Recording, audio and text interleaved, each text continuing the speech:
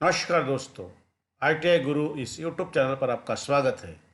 दोस्तों, फिटर के second year के हम टेस्ट सीरीज शेयर कर रहे हैं। इसके पहले भी हमने कुछ टेस्ट सीरीज शेयर किया है।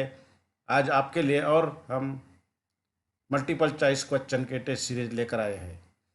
दोस्तों, आपने हमारे चैनल को अभी तक सब्सक्राइब, लाइक और शेयर नहीं किया होगा तो अभी सब्सक्राइब, लाइक और शेयर करना ना भूलिएगा।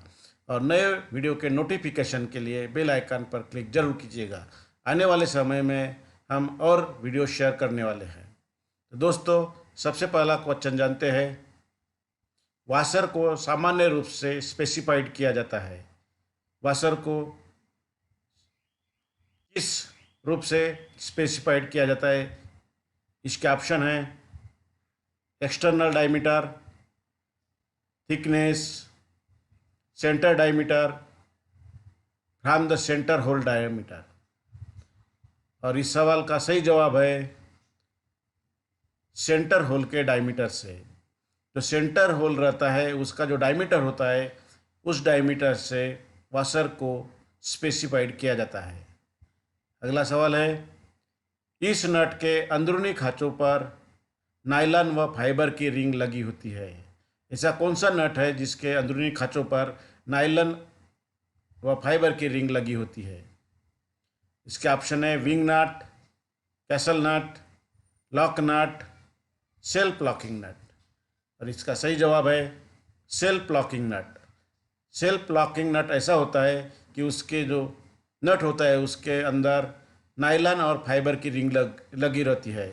वाइब्रेशन के कारण वो नट लूज नहीं होता है, क्योंकि वो फाइबर और जो नायलॉन की रिंग होती है वो थ्रेड के अंदर टाइट बैठती है।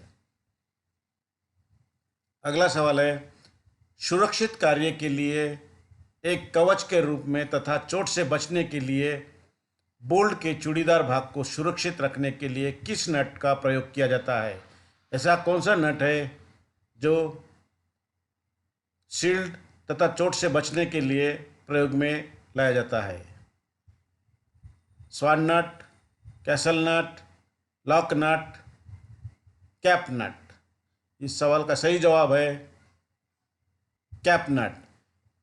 कैप नट जो होता है उसका जो आगे का हिस्सा होता है उसमें कैप लगी होती है जिससे थ्रेड खराब नहीं होती और चोट तथा डैमेज नहीं होते। अगला सवाल है, ब्लॉक फाइल में दांते फेस पर कटे होते हैं। कौन से फेस पर ब्लॉक फाइल में दांते कटे होते हैं आपको बताना है। इस सवाल के ऑप्शन है ऊपरी, अंदर, निचला, सभी, ऑल ऑफ दीज। सवाल का सही जवाब है निचला। जो ब्लॉक फाइल होती है उसका जो निचला हिस्सा होता है उसके ऊपर दांते कटे होते हैं। हमेशा ये बात आप ध्यान में रखिएगा।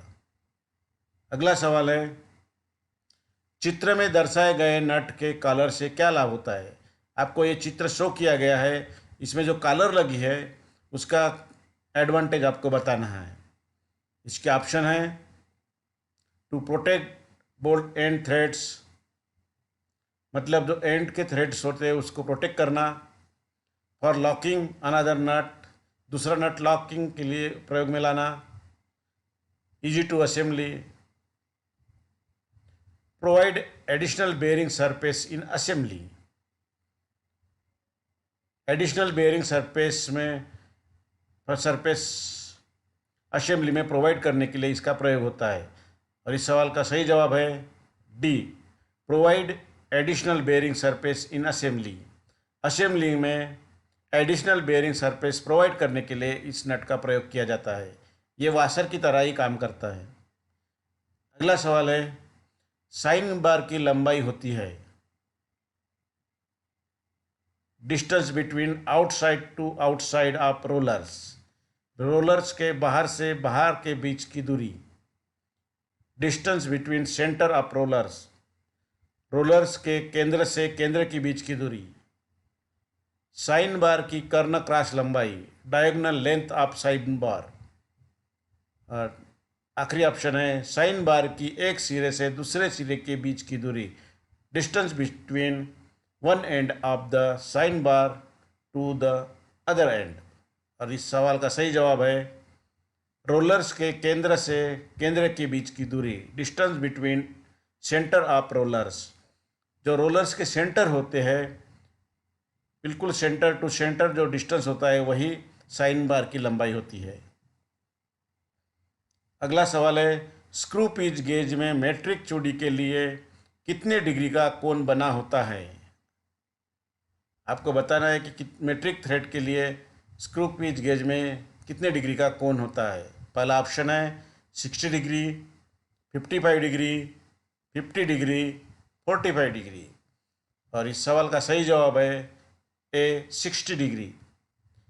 जो मेट्रिक थ्रेड होते हैं वो 60 डिग्री के होते हैं, इसीलिए जो स्क्रू पिच गेज होता है उसका जो डिग्री होता है वो 60 डिग्री होता है। अगला सवाल है किस यंत्र द्वारा जाप की सतह की हिल्स एवं वैलीज की जांच की जाती है। जो हिल्स होते हैं सरफेस के ऊपर और वैलीज होती है उसकी जांच किस यंत्र के द्वारा की जाती है। उसके ऑप्शन है एमीटर द्वारा, डायल गेज द्वारा, प्रोफाइल मीटर द्वारा, बैरोमीटर द्वारा। और इस सवाल का सही जवाब है सी, प्रोफाइल मीटर द्वारा जाप की जो सतह होती है उसके हिल्स और वैलीज की जांच की जाती है। अगला सवाल है चिन्ह का क्या प्रदर्शित करता है। ये जो 3 ट्रायंगल दिया है आपको, ये चिन्ह क्या प्रदर्शित करते हैं ये आपको बताना है। इसके ऑप्शन है मशीन फिनिश, सूक्ष्म machine finish, grinding finish, forge finish. और इस सवाल का सही जवाब है ग्राइंडिंग फिनिश। ये जो 3 ट्रायंगल होते हैं उसका मतलब है कि वह ग्राइंडिंग ऑपरेशन करना है और ग्राइंडिंग फिनिश की है। अगला सवाल है गैल्वेनाइजिंग में लोह पर किस धातु की परत चढ़ाई जाती है। जस्ते की, पीतल की, तांबे की, उपरोक्त सभी, ऑल ऑफ दीज। इस सवाल का सही जवाब है ए, जस्ते की, जिंक की परत गैल्वेनाइजिंग में चढ़ाई जाती है। अगला सवाल है चित्र में दिखाए गए गेज का नाम क्या है। आपको ये गेज दिखाया गया है, इसका आपको नाम बताना है ये कौन सा गेज है करके। इसके ऑप्शन है progressive plug gauge, double ended plug gauge, taper plug gauge, adjustable caliper gauge. और इस सवाल का सही जवाब है डी, एडजस्टेबल कैलिपर गेज। ये जो इसमें 2 है उससे सहायता से हम एडजस्ट कर सकते हैं। अगला सवाल है चित्र में दिखाए गए एक से अंकित किया लैपिंग टूल के पुर्जे का नाम क्या है। इसमें जो एक से अंकित किया गया है इस पुर्जे का नाम क्या है ये आपको बताना है। इसके ऑप्शन है स्लिट, बुश, स्लीव, ग्रूव। और इस सवाल का सही जवाब है ए, स्लिट। इसको स्लिट कहा जाता है। जो ग्रूव टाइप दिखाई दे रहा है उसको स्लिट कहा जाता है, ये बात आप हमेशा ध्यान में रखिएगा। अगला सवाल है चित्र में दर्शाए गए चाबी का नाम क्या है। ये जो की दिया गया दिखाई गई है उसका आपको नाम बताना है। पहला जो ऑप्शन है वो हेलो शैडल की, सॉलिड शैडल की, वुडरप की, फिदर की। इस सवाल का सही जवाब है ए, हेलो शैडल की। इसका जो निचले वाला हिस्सा है वो थोड़ा रेडियस में दिया गया है, इसीलिए उसको हेलो शैडल की कहते हैं। अगला सवाल है एक ड्रिल बोर की परिशुद्ध सतह की किस विधि द्वारा चमकदार फिनिशिंग की जाती है। एक ड्रिल किया हुआ बोर है तो उसको किस विधि द्वारा चमकदार फिनिशिंग प्राप्त कर सकते हैं ये आपको बताना है। उसके ऑप्शन है रिमिंग द्वारा, लैपिंग द्वारा, होनिंग द्वारा, फाइलिंग द्वारा। और इस सवाल का सही जवाब है सी, होनिंग द्वारा। इसमें रिमिंग से भी फिनिश होती है लेकिन वो होनिंग के कंपैरिजन में कम होती है, इसलिए सबसे अच्छी चमकदार जो फिनिशिंग होती है वो होनिंग के द्वारा ही होती है। इसलिए आपको इसका आंसर होनिंग लिखना होगा। अगला सवाल है एक धातु को गर्म या ठंडा करके उसकी आंतरिक बनावट में परिवर्तन करने की प्रक्रिया को क्या कहते हैं। एक धातु को गर्म या ठंडा करके उसकी इंटरनल जो स्ट्रक्चर में होते हैं उसमें परिवर्तन करने की प्रक्रिया को क्या कहते हैं? इसके ऑप्शन है heat treatment, forging, heating, all of these. और इस सवाल का सही जवाब है ए, हीट ट्रीटमेंट। हीट ट्रीटमेंट के द्वारा जो इंटरनल स्ट्रक्चर होते हैं उसको ठंडा या गर्म करके उसके स्ट्रक्चर में परिवर्तन किया जाता है।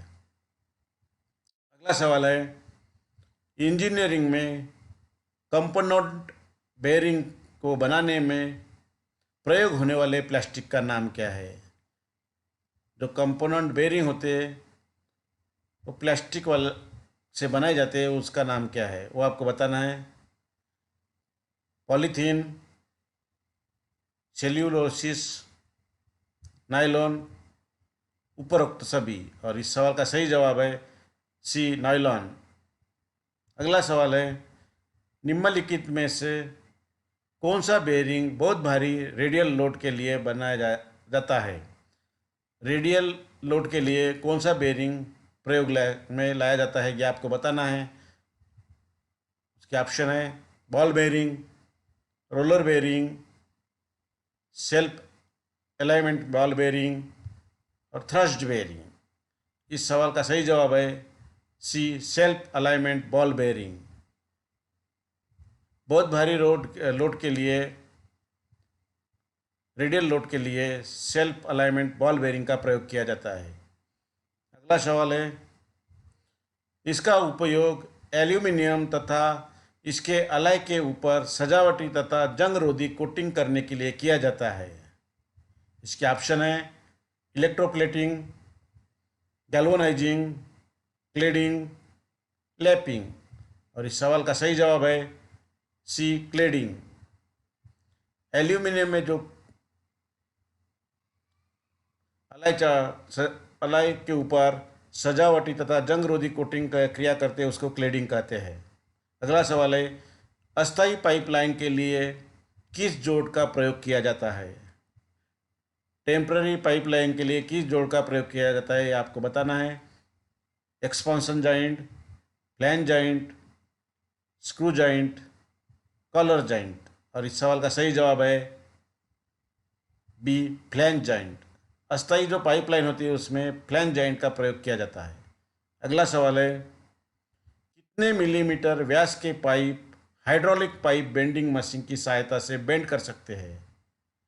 हाइड्रोलिक पाइप बेंडिंग मशीन की सहायता से कितने मिलीमीटर का पाइप हम बेंड कर सकते हैं ये आपको बताना है। उसके ऑप्शन है 25 mm, 50 mm, 75 mm और डी, 100 mm। इस सवाल का सही जवाब है सी, 75 mm। 75 mm तक हाइड्रोलिक पाइप बेंडिंग मशीन से पाइप बेंड कर सकते हैं।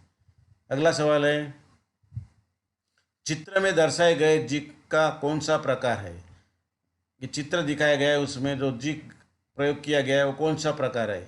इसके ऑप्शन है plain jig, channel jig, angle plate jig और इंडेक्सिंग जिग। इस सवाल का सही जवाब है सी, एंगल प्लेट जिग।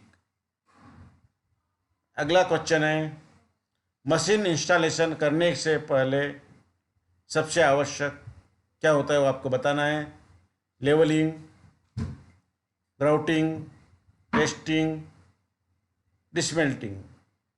इस सवाल का सही जवाब है सी, टेस्टिंग। मशीन इंस्टॉलेशन करने से पहले आपको मशीन की टेस्टिंग करना बहुत आवश्यक है। अगला सवाल है, हाइड्रोलिक सिस्टम में पंप को पावर देने के लिए उपयोग किए जाने वाला उपकरण कहा जाता है? Generator, actuator, prime mover, power shell. इस सवाल का सही जवाब है प्राइम मूवर। अगला सवाल है, प्रवाह नियंत्रण वाल्व का उपयोग को नियंत्रित करने के लिए किया जाता है। इसके ऑप्शन है हीट, वेलोसिटी, प्रेशर और फोर्स। इस सवाल का सही जवाब है बी, वेलोसिटी। प्रवाह नियंत्रण वाल्व का उपयोग वेलोसिटी को नियंत्रण करने के लिए किया जाता है। अगला सवाल है, दो गियरों को एक ही दिशा में चलाने हेतु दोनों के मध्य में प्रयुक्त गियर को क्या कहते हैं? दो गियर के बीच में जो एक छोटा गियर प्रयोग किया जाता है जब दोनों गियरों को एक ही दिशा में चलाना हो तो उसको क्या कहते हैं? इसके ऑप्शन है idle gear, spur gear, bevel gear, helical gear. और इस सवाल का सही जवाब है ए, आइडल गियर उसे कहते हैं। आइडल गियर का प्रयोग दोनों गियर को एक ही दिशा में चलाने के लिए उसको बीच में प्रयोग किया जाता है। दोस्तों, आपको हमारे द्वारा ये जो वीडियो शेयर किया है ये आपको पसंद आया होगा। ऐसे ही नई नई जानकारी जाननी है तो आप हमारे चैनल को लाइक, सब्सक्राइब और शेयर करना ना भूलिएगा और नए वीडियो के नोटिफिकेशन के लिए बेल आइकन पर क्लिक जरूर कीजिएगा। Thank you.